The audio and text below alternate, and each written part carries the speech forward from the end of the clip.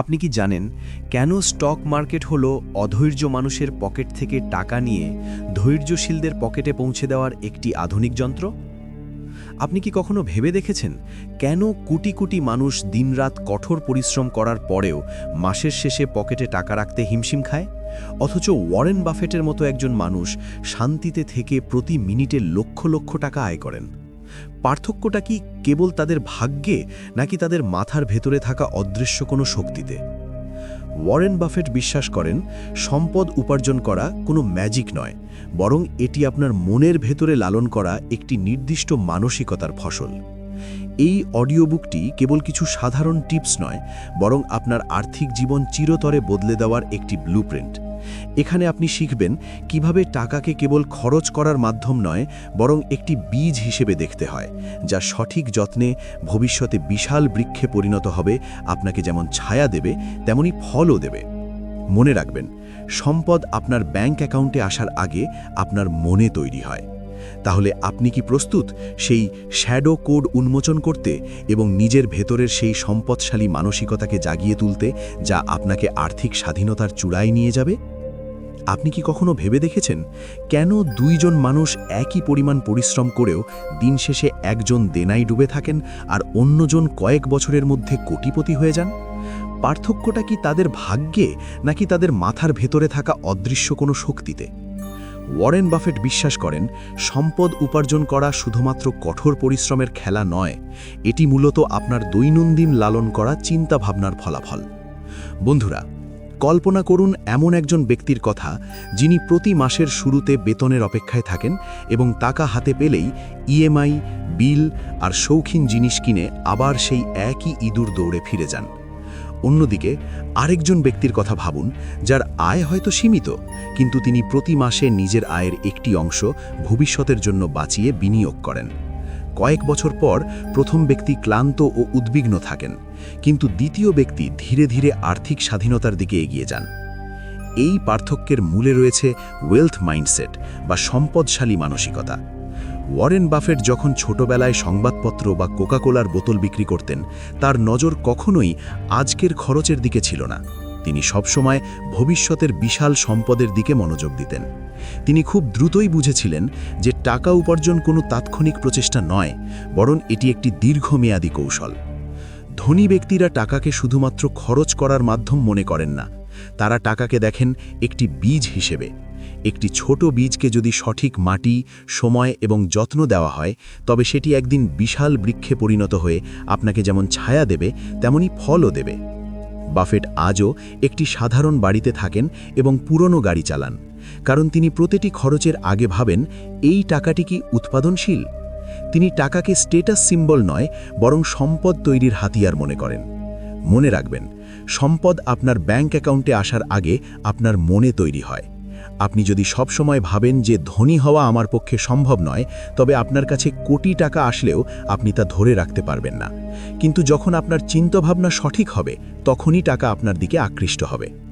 সম্পদশালী মানসিকতা মানে হলো প্রতিটি সুযোগকে কাজে লাগানো, ব্যর্থতা থেকে শিক্ষা নেওয়া এবং প্রতিদিন নিজেকে অন্তত 1% উন্নত করা। উপসংহারে বলা যায়, টাকা আপনার জন্য কাজ করবে, আপনি টাকার পিছনে সারা জীবন খাটবেন না। এটাই হলো আসল ওয়েলথ মাইন্ডসেট। চিন্তাভাবনা বদলাতে কোনো টাকা লাগে না। একবার ভাবুন তো, আপনি একটি জনাকীর্ণ বাজারে দাঁড়িয়ে আছেন, যেখানে সবাই চিৎকার করে একটি জিনিস কেনার জন্য ভিড় করছে। আপনিও কি সেই ভিড়ে মিশে যাবেন, নাকি একটু দূরে দাঁড়িয়ে বিচার করবেন ওই জিনিসটি আসলে আপনার জন্য কতটা মূল্যবান? বিনিয়োগের দুনিয়ায় ওয়ারেন বাফেটের সাফল্যের সবচেয়ে বড় মন্ত্র হল এই ভিড় থেকে আলাদা হয়ে আসল মূল্য চিনতে পারা, যাকে আমরা বলি ভ্যালিউ ইনভেস্টিং। মূল আলোচনা। বন্ধুরা, বাফেট একটি কথা সবসময় বলেন, দাম হলো তা যা আপনি পরিশোধ করেন, আর মূল্য হলো তা যা আপনি পান।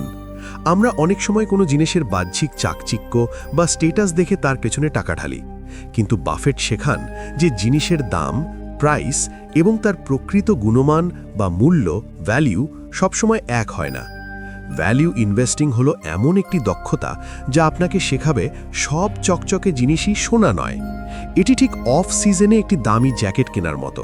যখন অন্যরা শীতের অপেক্ষায় চড়া দামে জ্যাকেট কেনে, তখন একজন বিচক্ষণ ব্যক্তি গরমের সময় কম দামে সেই একই জ্যাকেটটি কিনে রাখেন।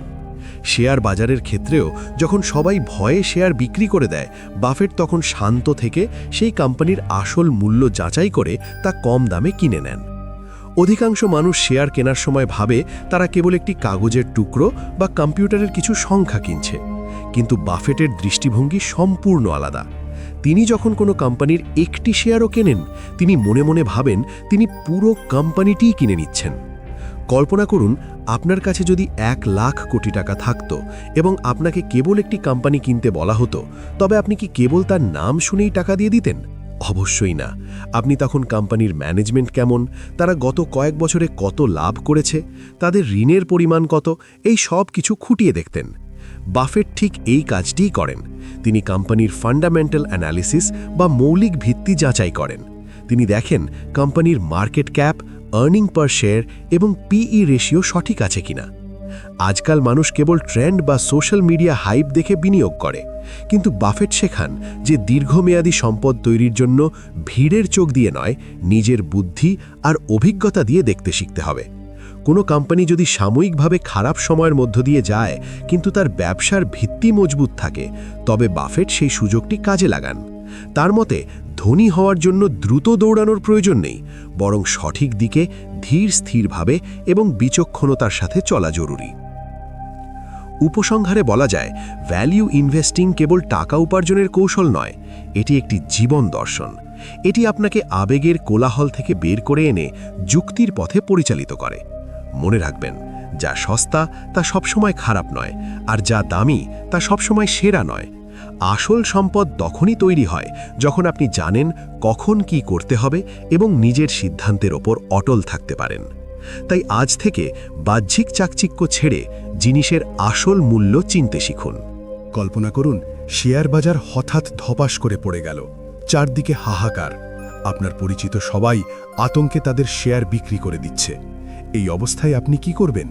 আপনি কি সবার মতো ভয়ে পালিয়ে যাবেন, নাকি শান্ত থেকে সুযোগ খুঁজবেন? ওয়ারেন বাফেট বিশ্বাস করেন, অর্থ উপার্জনের লড়াইটি গণিতের নয়, বরং এটি আপনার আবেগের লড়াই। বন্ধুরা, দুনিয়াতে যত আর্থিক সিদ্ধান্ত নেওয়া হয়, তা ব্যবসা হোক বা বিনিয়োগ, তার বেশিরভাগই যুক্তি দিয়ে নয়, বরং আবেগ দিয়ে নেওয়া হয়। আর যখনই টাকার কথা আসে, তখন দুটো শক্তিশালী অনুভূতি আমাদের মস্তিষ্ক দখল করে নেয়: লোভ এবং ভয়। এই দুটো অনুভূতি আপনাকে হয় কোটিপতি বানাতে পারে অথবা পথের ফকির করে দিতে পারে। ওয়ারেন বাফেটের একটি বিখ্যাত উক্তি আছে, অন্যরা যখন লোভী হয় তখন তুমি ভীত হও, আর অন্যরা যখন ভীত হয় তখন তুমি লোভী হও। এটি কেবল একটি কথা নয়, বরং এটি একটি মনস্তাত্ত্বিক মানচিত্র যা আপনাকে ভিড় থেকে আলাদা করে রাখবে। লোভের ফাঁদ। ধরুন, শেয়ার বাজার খুব ভালো যাচ্ছে। আপনার এক বন্ধু অল্প টাকা খাটিয়ে অনেক লাভ করেছে। আপনার মনেও তখন লোভ জাগবে। আপনি কোনো বিচার বিশ্লেষণ না করেই ভিড়কে অনুসরণ করে চড়া দামে শেয়ার কিনতে শুরু করবেন। কিন্তু বাফেট বলেন, যখন সবাই হুজুগে কিনছে তখনই আপনার সাবধান হওয়া উচিত। ভয়ের পাহাড়। আবার যখন বাজারে মন্দা আসে বা দাম কমে যায়, সাধারণ মানুষ আতঙ্কিত হয়ে সব লোকসানে বিক্রি করে দেয়। একেই বলে ভয়। কিন্তু বাফেট এই সময় হাসেন। কেন? কারণ তিনি জানেন, যখন সবাই ভয়ে পালাচ্ছে তখনই ভালো কোম্পানিগুলো সস্তায় কেনার আসল সুযোগ তৈরি হয়। তিনি তখন কেনেন যখন সবাই বিক্রি করছে, আর তিনি তখন বিক্রি করেন যখন সবাই কেনার জন্য পাগল হয়ে ওঠে। আবেগীয় বুদ্ধিমত্তা। বাফেট বাজারকে কখনো অনুভূতি দিয়ে দেখেন না, বরং দেখেন যুক্তি এবং দীর্ঘমেয়াদী দৃষ্টিভঙ্গি দিয়ে। তিনি বিশ্বাস করেন, টাকা উপার্জনের আসল দক্ষতা কেবল চার্ট বা সংখ্যা বোঝার মধ্যে নেই। আসল দক্ষতা হল নিজের আবেগকে নিয়ন্ত্রণ করা। আপনি কি আপনার টাকাকে আপনার আবেগ দিয়ে চালাচ্ছেন, নাকি নিজের আবেগকে নিয়ন্ত্রণ করতে শিখেছেন? এই প্রশ্নটাই আপনার আর্থিক জীবনের মোড় ঘুরিয়ে দিতে পারে। উপসংহার ও শিক্ষা। উপসংহারে বলা যায়, সফল বিনিয়োগকারী হওয়ার প্রথম পদক্ষেপ হল নিজের ভেতরের লোভ এবং ভয়কে চিনতে শেখা। বাজার যখন টালমাটাল থাকে তখন অস্থির না হয়ে শৃঙ্খলার সাথে সঠিক সিদ্ধান্তে অটল থাকতে হবে। আজ থেকে নিজেকে প্রতিশ্রুতি দিন, আর্থিক সিদ্ধান্তে আবেগকে জায়গা দেবেন না। মনে রাখবেন, যারা নিজের মনকে জয় করতে পারে, দিন শেষে সম্পদ তাদেরই পায়ের নিচে এসে ধরা দেয়। আপনি কি কখনো লক্ষ্য করেছেন যে অনেকের আয় বাড়ার সাথে সাথে খরচও পাল্লা দিয়ে দ্রুতগতিতে বাড়তে থাকে? মাসের শেষে পকেট খালি আর মন ভারাক্রান্ত। এই চক্রটি কি আপনার খুব পরিচিত? বিশ্বের অন্যতম শ্রেষ্ঠ ধনী ওয়ারেন বাফেট বিশ্বাস করেন, ধনী হওয়া কেবল বেশি আয় করার ওপর নির্ভর করে না, এটি নির্ভর করে আপনি কতটা ধরে রাখতে পারছেন তার ওপর। মূল আলোচনা। বন্ধুরা, বাফেটের জীবন আমাদের একটি অত্যন্ত গভীর কথা শেখায়, লিভিং বিলো ইয়োর মিনস বা আয়ের চেয়ে কম খরচ করার অভ্যাস। বাফেট আজ বিশ্বের অন্যতম শীর্ষ ধনী হওয়া সত্ত্বেও আজও ১৯৫৮ সালে কেনা সেই সাধারণ বাড়িতেই থাকেন এবং কোনো বিলাসবহুল জীবনের প্রদর্শনী করেন না। তার কাছে আসল বিলাসিতা হল আর্থিক স্বাধীনতা, লোক দেখানো দামি গাড়ি বা ব্র্যান্ডেড পোশাক নয়। আমাদের সমাজে অনেকে প্রথম বেতন পেয়েই আইফোন বা কিস্তিতে দামি বাইক কেনেন। বাফেটের মতে তারা আসলে সাময়িক আরাম কিনছেন, কিন্তু তাদের ভবিষ্যৎ আর্থিক উন্নতি বিক্রি করে দিচ্ছেন। তিনি বলেন, আপনি যদি অনাবশ্যক জিনিস কিনতে থাকেন তবে একদিন আপনাকে আপনার প্রয়োজনীয় জিনিসগুলো বিক্রি করে দিতে হবে। সঞ্চয়ের অমোঘ নিয়ম। অধিকাংশ মানুষ মাসের শেষে খরচ করার পর যা অবশিষ্ট থাকে তা সঞ্চয় করার চেষ্টা করে, কিন্তু বাফেট শেখান এক অনন্য নিয়ম।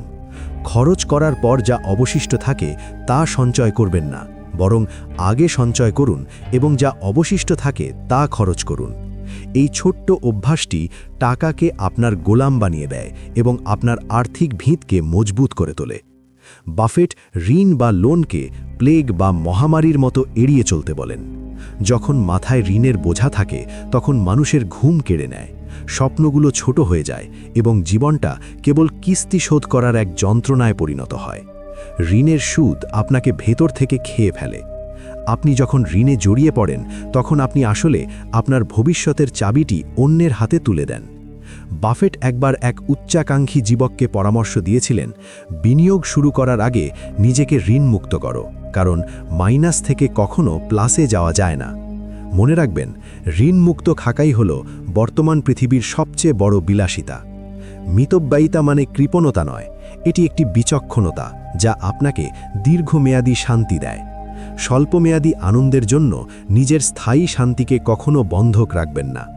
আপনি যখন নিজের খরচের ওপর নিয়ন্ত্রণ পান তখনই আপনার আসল স্বাধীনতা শুরু হয়। আজ থেকে প্রতিজ্ঞা করুন, টাকা যেন আপনার সিদ্ধান্ত না চালায়, বরং আপনার সিদ্ধান্ত যেন টাকাকে চালায়। একটি পুরনো প্রবাদ আছে, যে মাছের মুখ বন্ধ থাকে সে কখনো বড়শিতে ধরা পড়ে না। আর্থিক জগতে আপনার মুখ আপনার সম্পদ নয়, বরং এটি আপনার ব্যালেন্স শিটের সবচেয়ে বড় লায়াবিলিটি বা দায় হতে পারে। আমরা মনে করি সম্পদ মানেই হলো দামি গাড়ি, দামি পোশাক আর উচ্চকণ্ঠে নিজের সাফল্যের কথা প্রচার করা। কিন্তু ওয়ারেন বাফেট বিশ্বাস করেন, আসল সম্পদ হলো শান্ত, আর আসল ক্ষমতা হলো নীরবতা। বন্ধুরা, কল্পনা করুন আপনি একটি অন্ধকার জঙ্গলের মধ্য দিয়ে হাঁটছেন। আপনার হাতে একটি টর্চ আছে। টর্চটি জ্বালালে আপনি হয়তো গর্ব অনুভব করবেন যে আপনার কাছে আলো আছে, কিন্তু সেই আলো কোনো বন্ধুকে নয়, বরং শিকারীদের আকর্ষণ করবে। মানুষের স্বভাব 10,000 বছরেও বদলায়নি। আমরা জন্মগতভাবেই ঈর্ষাপরায়ণ এবং প্রতিযোগিতামূলক। সমাজবিজ্ঞানীরা একে বলেন ক্র্যাব বাকেট এফেক্ট বা কাঁকড়ার ঝুড়ির গল্প। একটি ঝুড়িতে যদি অনেকগুলো কাঁকড়া থাকে এবং একটি কাঁকড়া উপরে ওঠার চেষ্টা করে, বাকি কাঁকড়াগুলো তাকে সাহায্য করার বদলে টেনে নিচে নামিয়ে আনে। ঠিক একইভাবে যখনই আপনি আপনার আর্থিক সাফল্য বা বড় কোনো পরিকল্পনার কথা সবাইকে বলে দেন, আপনি অজান্তেই একদল মানুষের মনে ঈর্ষা এবং বাধার সৃষ্টি করেন। বাফেটের একটি বিশেষ নিয়ম হল, কখনো নিজের আসল সম্পদের সঠিক সংখ্যা কাউকে বলবেন না। আপনি যখন আপনার বন্ধু বা আত্মীয়দের বলবেন যে আপনি কয়েক কোটি টাকার মালিক হয়ে গেছেন, তখন থেকে তারা আপনাকে আর বন্ধু হিসাবে দেখবে না, বরং আপনাকে একটি ব্যাংক হিসাবে দেখতে শুরু করবে। একে বলা হয় অডিট ট্র্যাপ। এরপর থেকে আপনি যদি কোনো সাধারণ রেস্তোরাঁয় খেতে চান বা সস্তা কিছু কিনতে চান, তারা আপনাকে কৃপণ বলবে। তারা মনে করবে আপনার কাছে যেহেতু অতিরিক্ত টাকা আছে, তাই তাদের সব সমস্যার সমাধান করার নৈতিক দায়িত্ব আপনার। এভাবে আপনি ধীরে ধীরে তাদের চোখে ভিলেন বা খলনায়ক হয়ে উঠবেন। এছাড়া আপনি যখন সম্পদ প্রকাশ করেন তখন আপনি নিজেকে একটি লক্ষ্য বস্তুতে পরিণত করেন। আপনার দরজায় এমন সব আত্মীয় বা প্রতিবেশী সাহায্য চাইতে আসবে যাদের আপনি গত 20 বছরেও দেখেননি। এমনকি ব্যবসায়িক ক্ষেত্রেও লোকজন আপনার কাছে বেশি দাম চাইতে শুরু করবে, কারণ তারা জানে আপনার টাকা আছে। বাফেট আজও সেই 1958 সালে কেনা সাধারণ বাড়িতে থাকেন এবং সাধারণ গাড়ি চালান, যাতে তিনি সাধারণ মানুষের সাথে সততার সাথে মিশতে পারেন এবং কেউ তাকে চলমান এটিএম মেশিন মনে না করে। পরবর্তী পদক্ষেপ গোপন রাখবেন কেন? শুধুমাত্র বর্তমান সম্পদ নয়, আপনার ভবিষ্যৎ পরিকল্পনাও গোপন রাখা জরুরি। মনোবিজ্ঞানীরা বলেন, যখন আপনি আপনার বড় কোনো আইডিয়া বা লক্ষ্যের কথা সবাইকে বলে দেন, তখন আপনার মস্তিষ্ক কাজ সম্পন্ন করার আগেই সাফল্যের আনন্দ বা ডোপামিন পেয়ে যায়, ফলে আসল কাজ করার আগ্রহ হারিয়ে যায়। সান জু তার আর্ট অফ ওয়ার বইয়ে লিখেছেন, আপনার পরিকল্পনাগুলো রাতের মতো অন্ধকার এবং দুর্ভেদ্য হতে দিন, আর যখন আপনি পদক্ষেপ নেবেন তখন বজ্রপাতের মতো আঘাত হানুন। আপনি যদি আপনার কৌশল আগেই ফাঁস করে দেন, তবে প্রতিযোগীরা আপনাকে বাধা দেওয়ার সুযোগ পাবে। বাফেট যখন কোনো কোম্পানির শেয়ার কেনেন, তিনি নিঃশব্দে কেনেন, যাতে বাজারের দাম বেড়ে না যায়। আইডিয়া বা পরিকল্পনা হলো একটি ছোট শিশুর মতো, যা খুব নাজুক। এটি বাইরের মানুষের সমালোচনা বা ঈর্ষার বাতাসে মারা যেতে পারে, তাই একে নীরবতার ইনকিউবেটরে বড় হতে দিন, যতক্ষণ না এটি নিজে দাঁড়াতে সক্ষম হয়। উপসংহারে বলা যায়, নীরবতা কেবল গোপনীয়তা নয়, এটি একটি কৌশলগত ছদ্মবেশ। এটি আপনাকে মানুষের মতামত এবং অযাচিত ঝামেলা ছাড়াই আপনার সম্পদকে বহুগুণ বৃদ্ধি করার সুযোগ দেয়। দুনিয়াকে আপনার পরিকল্পনার কথা বলবেন না, বরং আপনার কাজ শেষ হবার পর ফলাফল দিয়ে তাদের তাক লাগিয়ে দিন। মনে রাখবেন, ঘরের সবচেয়ে উচ্চকণ্ঠের ব্যক্তিটি সাধারণত সবচেয়ে দুর্বল হয়, আর নীরব ব্যক্তিটিই সবচেয়ে শক্তিশালী, কারণ তিনি জানেন আসল ক্ষমতা তার হাতেই আছে।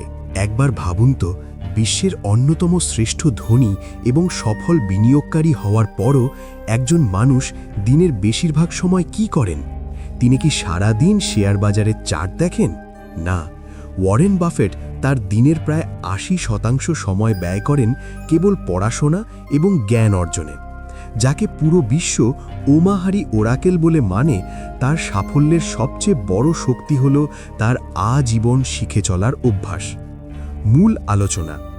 বন্ধুরা, বাফেটের একটি অমোঘ মন্ত্র হল, আপনি যত বেশি শিখবেন তত বেশি আয় করবেন। তিনি বিশ্বাস করেন যে জ্ঞানই হল পৃথিবীর শ্রেষ্ঠ বিনিয়োগ, কারণ এর রিটার্ন বা মুনাফা সারা জীবন পাওয়া যায়। অনেকে মনে করেন স্কুল বা কলেজের ডিগ্রি হাতে পেলেই বুঝি শেখা শেষ হয়ে গেল, কিন্তু বাফেটের মতে জীবনের আসল স্কুল তো তখনই শুরু হয় যখন আপনি প্রথাগত শিক্ষার গণ্ডি পেরিয়ে বাস্তব পৃথিবীতে পা রাখেন। 1% উন্নতির জাদু। বাফেট একটি চমৎকার গাণিতিক ব্যাখ্যা দেন। তিনি বলেন, যদি কোনো মানুষ প্রতিদিন নিজেকে মাত্র 1% উন্নত করে তোলে, তবে বছর শেষে সে 365%, অর্থাৎ প্রায় 3 গুণ বেশি দক্ষ হয়ে উঠতে পারে। এই উন্নতি কোনো জাদুর মাধ্যমে আসে না, বরং এটি আসে প্রতিদিনের ছোট ছোট শেখার অভ্যাস থেকে। বাফেট নিজে প্রতিদিন কয়েকশো পৃষ্ঠা পড়েন, যাতে তার মস্তিষ্ক সব সময় স্মার্ট মানুষের চিন্তা আর নতুন অভিজ্ঞতায় পূর্ণ থাকে।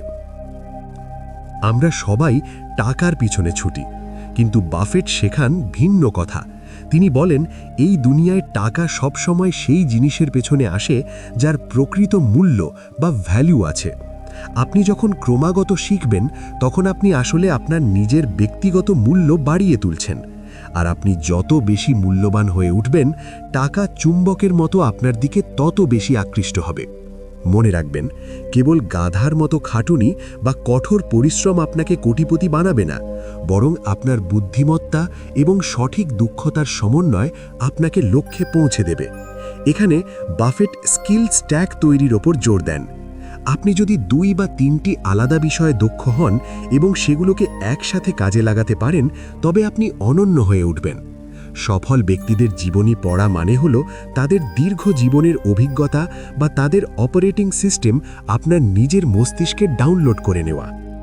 উপসংহারে বলা যায়, টাকা শুধু পরিশ্রম দিয়ে আসে না, টাকা আসে বুদ্ধি দিয়ে, আর সেই বুদ্ধি আসে ক্রমাগত শেখা থেকে। আজ নিজেকে প্রশ্ন করুন, আপনি কি গত 5 বছরে নিজের দক্ষতা বাড়াতে কোনো বিনিয়োগ করেছেন? যদি উত্তর না হয়, তবে আজ থেকেই বাফেটের মতো শেখার তৃষ্ণা তৈরি করুন। বই পড়ুন, সফলদের কথা শুনুন এবং প্রতিদিন নিজেকে একটু একটু করে গড়ে তুলুন। মনে রাখবেন, ভিড় থেকে আলাদা হতে হলে আপনার জ্ঞানের ভাণ্ডারকেও অন্যদের চেয়ে আলাদা হতে হবে। আপনি কি জানেন, বিশ্বের সফলতম বিনিয়োগকারী এবং উদ্যোক্তারা একটি বিষয়ে একমত? তারা বলেন, আপনার প্রথম 1 কোটি টাকা বা একটি নির্দিষ্ট বড় অঙ্ক অর্জন করা হলো আপনার জীবনের সবচেয়ে কঠিন কাজ। চার্লি মুঙ্গার থেকে শুরু করে ভারতের রামদেব আগরওয়াল সবাই বিশ্বাস করেন যে এই প্রথম বড় অঙ্কটি জমানো আপনার ভাগ্য নয়, বরং আপনার মানসিকতা, শৃঙ্খলা এবং ধৈর্যের এক চরম পরীক্ষা। বন্ধুরা, যখন কেউ শূন্য থেকে শুরু করে, যার কোনো পারিবারিক ব্যবসায়িক ভিত্তি বা শর্টকাট নেই, তার কাছে 1 কোটি টাকা জমানোকে পাহাড় ডিঙানোর মতো মনে হতে পারে। কিন্তু কেন এটি এত কঠিন? কারণ এই পর্যায়ে আপনাকে আপনার জীবনযাত্রায় আমূল পরিবর্তন আনতে হয়। আপনাকে প্রলোভন ত্যাগ করে আয়ের চেয়ে কম খরচে চলার কঠিন অভ্যাস রপ্ত করতে হয়। এই সময়টা গ্ল্যামারহীন। এখানে কোনো দামি গাড়ি বা ব্র্যান্ডেড পোশাকের জায়গা নেই, আছে কেবল কঠোর পরিশ্রম আর সঞ্চয়। আপনারা হয়তো ভাবছেন, কম্পাউন্ডিং তো আছেই, কিন্তু চার্লি মুঙ্গার একটি নির্মম সত্য মনে করিয়ে দিয়েছেন। ধরুন আপনার কাছে ৫,০০০ টাকা আছে। 10% লাভে আপনি পাবেন মাত্র 500 টাকা, যা আপনার জীবনে কোনো বড় পরিবর্তন আনবে না। কিন্তু যখন আপনার কাছে 1 কোটি টাকা থাকবে, তখন 10% লাভ মানে 10 লক্ষ টাকা, যা সত্যিই আপনার জীবনকে বদলে দিতে পারে। সফল বিনিয়োগের ভিত্তি হল একটি মজবুত আর্থিক মূলধন। যখন আপনার মূলধন ছোট থাকে, তখন কম্পাউন্ডিংয়ের জাদু কেবল বইয়ের পাতায় ভালো লাগে, বাস্তবে নয়। তাই প্রথম 1 কোটি টাকা জমানোর জন্য আপনাকে বারবার ছোট ছোট অঙ্ক জমা করতে হয়, যতক্ষণ না তা একটি শক্তিশালী ভিত তৈরি করে। একবার যখন আপনি প্রথম 1 কোটি টাকার লক্ষ্য পার করবেন, আপনি কেবল সম্পদই অর্জন করবেন না, বরং একটি নতুন আর্থিক খেলায় বা ফাইন্যান্সিয়াল গেমে প্রবেশ করবেন। এখন আপনার সিদ্ধান্তগুলো আর ভয় থেকে আসবে না, বরং আসবে স্বচ্ছতা বা ক্ল্যারিটি থেকে। আপনার টাকা এখন আপনার হয়ে কাজ করতে শুরু করবে। প্রতিটি টাকা তখন একজন বিশ্বস্ত কর্মীর মতো হয়ে ওঠে, যে কখনো ছুটি চায় না এবং আপনার জন্য দিন-রাত সম্পদ তৈরি করে। গতির ত্বরান্বিত হওয়া, দি অ্যাক্সেলারেশন। প্রথম 1 কোটি টাকা জমাতে হয়তো আপনার 10 বছর সময় লেগেছে, কিন্তু জাদুকরী বিষয়টি হল, দ্বিতীয় 1 কোটি টাকা হয়তো আসবে মাত্র 6 বছরে, তৃতীয়টি 3.5 বছরে এবং চতুর্থটি মাত্র 2.5 বছরে। সময় যত গড়াবে, এই গতি তত বাড়বে। এক সময় এমন আসবে যখন প্রতি কয়েক মাসেই আপনার সম্পদে 1 কোটি টাকা করে যোগ হতে থাকবে। কিন্তু এই সোনালী সময় পৌঁছানোর একমাত্র পথ হল সেই কঠিন এবং বিরক্তিকর শুরুর সময়টুকু ধৈর্য ধরে পার করা। উপসংহারে বলা যায়, প্রথম 1 কোটি টাকা আপনাকে রাতারাতি সুপার রিচ বানাবে না, কিন্তু এটি আপনাকে আর্থিক মুক্তি বা স্বাধীনতা এনে দেবে। এটি আপনাকে সেই শক্তি দেবে যাতে কোনো বস বা কোনো পরিস্থিতি আপনাকে আপনার ইচ্ছার বিরুদ্ধে কিছু করতে বাধ্য করতে পারে না। মনে রাখবেন, প্রথম 1 কোটি টাকা আপনাকে কেবল সম্পদ দেয় না, এটি আপনাকে সবর বা ধৈর্য শেখায়, যা ভবিষ্যতের বিশাল সাম্রাজ্য সামলানোর জন্য সবচেয়ে বেশি প্রয়োজন। আজ থেকেই ছোট পদক্ষেপ নিন, শৃঙ্খলা বজায় রাখুন এবং নিজের লক্ষ্যের দিকে অবিচল থাকুন। আপনি কি কখনো ভেবেছেন, দারিদ্র্য আসলে কি? এটি কি কেবল ব্যাংক অ্যাকাউন্টে থাকা কিছু কম সংখ্যা, নাকি এটি একটি অদৃশ্য মহাকর্ষীয় বল যা আপনাকে বারবার নিচে টেনে নামায়? ওয়ারেন বাফেট এবং আধুনিক অর্থনীতিবিদরা মনে করেন, দারিদ্র্য কেবল টাকার অভাব নয়, এটি একটি ক্লোজড লুপ সিস্টেম বা একটি চক্র যা আপনাকে আজীবন একই জায়গায় ঘুরপাক খাওয়াতে বাধ্য করে। বন্ধুরা, যখন একটি রকেট পৃথিবী ছেড়ে মহাকাশে যেতে চায়, তখন তাকে একটি নির্দিষ্ট গতি অর্জন করতে হয়, যাকে বলা হয় এসকেপ ভেলোসিটি। আপনি যদি সেই গতির 99% অর্জন করেন, কিন্তু শেষ 1% না পারেন, তবে রকেটটি মহাকাশে পৌঁছানোর বদলে মাটিতে আছড়ে পড়বে। আমাদের আর্থিক জীবনও ঠিক তেমনই। আমরা কঠোর পরিশ্রম করি, সামান্য কিছু জমানোর চেষ্টা করি, কিন্তু হঠাৎ কোনো জরুরি খরচ বা আমাদের ভুল সিদ্ধান্ত আমাদের আবার সেই শুরুর জায়গায় নামিয়ে আনে। ডোপামিন ট্র্যাপ, এক মরণ ফাঁদ। দারিদ্র্যের এই লুপে আটকে থাকার অন্যতম প্রধান কারণ হল ডোপামিন ট্র্যাপ। যখন আমাদের জীবন মানসিক চাপে থাকে, তখন আমাদের মস্তিষ্ক সাময়িক স্বস্তি খোঁজে। তাই আমরা যখন কোনো দামি স্মার্টফোন, ব্র্যান্ডেড জুতো বা অপ্রয়োজনীয় শৌখিন জিনিস কিনি, আমাদের মস্তিষ্ক ডোপামিন নামক একটি রাসায়নিক নিঃসরণ করে, যা আমাদের কয়েক মিনিটের জন্য সফল বা ধনী অনুভব করায়। বাফেটের ভাষায় এটি খরচ নয়, এটি আসলে এক ধরনের নেশা বা পেইন কিলার, যা দিয়ে আমরা আমাদের আর্থিক দুরবস্থার ব্যথা ভুলে থাকতে চাই। কিন্তু মনে রাখবেন, এই ডোপামিন মাত্র 20 মিনিট স্থায়ী হয়, কিন্তু সেই ক্রেডিট কার্ডের বিল বা ঋণের বোঝা আপনাকে 20 বছর টানতে হতে পারে। মাঙ্ক মোড, নিজের ব্রেনকে ফিরে পাওয়া। এই ফাঁদ থেকে বাঁচার একমাত্র উপায় হল মাঙ্ক মোড বা সাময়িক ত্যাগের জীবন বেছে নেওয়া। এর অর্থ হল আগামী 6 মাস বা 1 বছরের জন্য নিজেকে কঠোর শৃঙ্খলার মধ্যে নিয়ে আসা। অপ্রয়োজনীয় অনলাইন শপিং, বাইরের খাবার, সাবস্ক্রিপশন সব কিছু বাদ দিন। এই সময়টা নিজেকে বলুন, আমি গরিব নই, আমি কেবল প্রশিক্ষণে আছি। আপনার প্রথম লক্ষ্য কোটিপতি হওয়া নয়, বরং $1000 বা 1 লক্ষ টাকার একটি বাফার বা আপদকালীন তহবিল তৈরি করা। এই টাকাটি আপনার জন্য কেবল সঞ্চয় নয়, এটি আপনার মস্তিষ্কের চিন্তা করার ক্ষমতা বা কগনিটিভ ব্যান্ডউইথ ফিরিয়ে দেবে। যখন আপনার কাছে আপদকালীন টাকা থাকবে, তখন আপনার আইকিউ বা বুদ্ধিমত্তা বেড়ে যাবে, কারণ আপনি আর টিকে থাকার দুশ্চিন্তায় থাকবেন না। ধনী এবং দরিদ্রের মধ্যে মূল পার্থক্য হল তারা টাকাকে কিভাবে দেখে। দরিদ্ররা টাকাকে দেখে আনন্দ কেনার মাধ্যম হিসেবে, আর ধনীরা টাকাকে দেখে স্বাধীনতা কেনার হাতিয়ার হিসেবে। আপনি যখন একটি দামি ব্যাগ কেনেন, সেটি একটি লায়াবিলিটি, কারণ এটি আপনার পকেট থেকে টাকা বের করে নেয়। কিন্তু যখন আপনি সেই টাকা দিয়ে শেয়ার বা কোনো উৎপাদনশীল সম্পদ কেনেন, সেটি একটি অ্যাসেট, যা আপনি যখন ঘুমান তখনও আপনার জন্য টাকা তৈরি করে। দারিদ্র্যের এই লুপ ভাঙতে হলে আপনাকে লিনিয়ার ইনকাম থেকে বেরিয়ে ভ্যালু বা সম্পদ তৈরির দিকে মনোযোগ দিতে হবে। আপনার সঞ্চিত প্রতিটি টাকাকে একজন শ্রমিকের মতো কাজে লাগান। মনে রাখবেন, খাঁচার দরজা সব সময় খোলাই থাকে, কেবল আমাদের ভয় আর সমাজের লোক দেখানোর নেশা আমাদের ভেতরে আটকে রাখে। আজই ডোপামিন ট্র্যাপ থেকে বেরিয়ে আসুন, মাঙ্ক মোড শুরু করুন এবং নিজের আর্থিক সাম্রাজ্যের প্রথম ইটটি গেঁথে ফেলুন। বন্ধুরা, আমরা আমাদের এই অডিও বুকের শেষ প্রান্তে চলে এসেছি।